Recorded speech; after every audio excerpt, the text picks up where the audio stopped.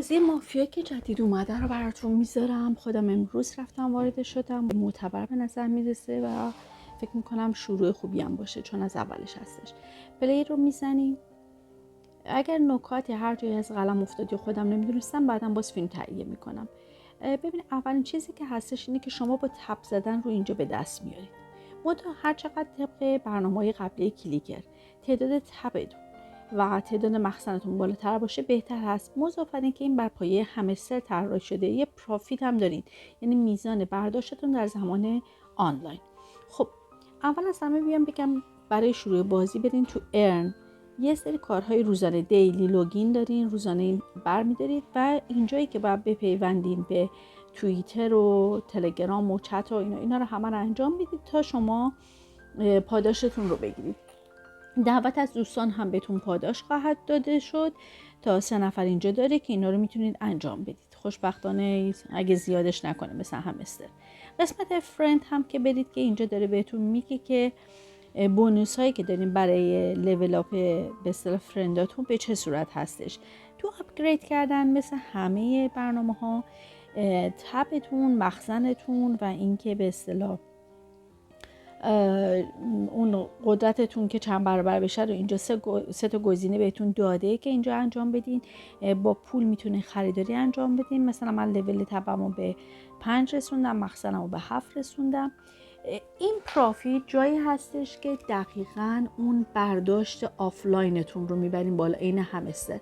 یعنی ارتباط مستقیم رو به دست آوری سکتون داره که این فرمیه که کارت بعدی با لول بندی قبلی باز میشه. مثلا من ایمیل مارکتینگ رو به لول 2 باید میرسوندم تا کارت زیریم نیو اسلات هم باز شه.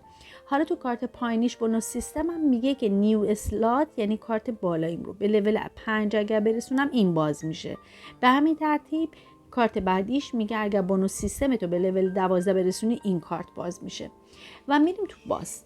یکی از چیزهایی که داره این هستش که شما قدرت بازیتون و سود و آوریتون بیشتر میشه اگر قسمت باستون رو شما بتونید ارتقا بدید. خب حالا اینجا میگه که مثلا ریزینگ مانی کازینو باید این برسه به لول 2 تا این پروفیتتون بره بالاتر.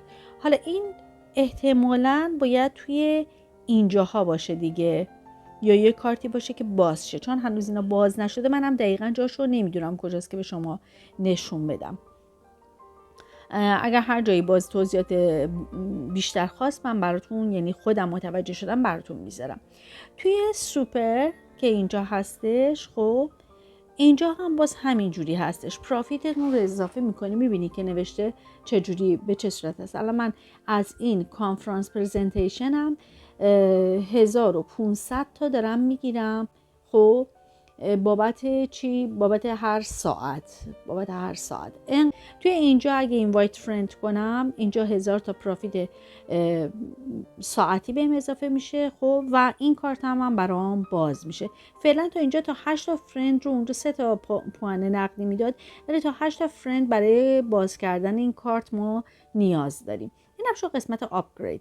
قسمت گیم هم که برمیگردیم به خود بازی که اینجا هستش که میبینیم اینجا تعداد تبامون نوشته، اینجا مخزنمون رو مشخص کرده، پروفیتمون رو داره نشون میده. ساعتی 1700 تومان برداشت میکنم و یه قسمت بوست روزانه داره که ریشارژمون 6 بار هستش. خب یه سری چیزای دیگر هم میگه به زودی میادش. خب حالا اگر من برم توی اینجا اکسچنج ظاهراً تو اینجا میگه برخلاف بقیه بازی هایی که توکن رو کلیک میکنید شما، تو این بازی فقط این ارزشتون، به اصطلاح این ارزش های چیزایی که دارین، خب 10% این چیزایی که شرط بندی میشه بین بازیکن‌ها این توزیع میشه. خب و باعث میشه که با هم دیگه همکاری خوبی داشته باشن تو این گیم‌های کازینو و اینا. خب بعد یه سری توضیحات نوشته، یعنی اینجا میخواد بگه که یه سری اتفاقات دیگه میفته. مثلا اینجا 45% داده که حالا بخونید دقیقاً ببینیم چی هستش که اینجا گفته که این، البته این گفته تا 15 جون صورت میگیره، امروز 14 جون هستش. خب و یه سری امکانات دیگه داده، 35% داره. اینجا میگه یه سری اتفاقات دیگه تو این بازی میفته که شما اگر تو پریسل، البته اینجا توی پریسلش گفته شرکت کنید رو پیش فروشش،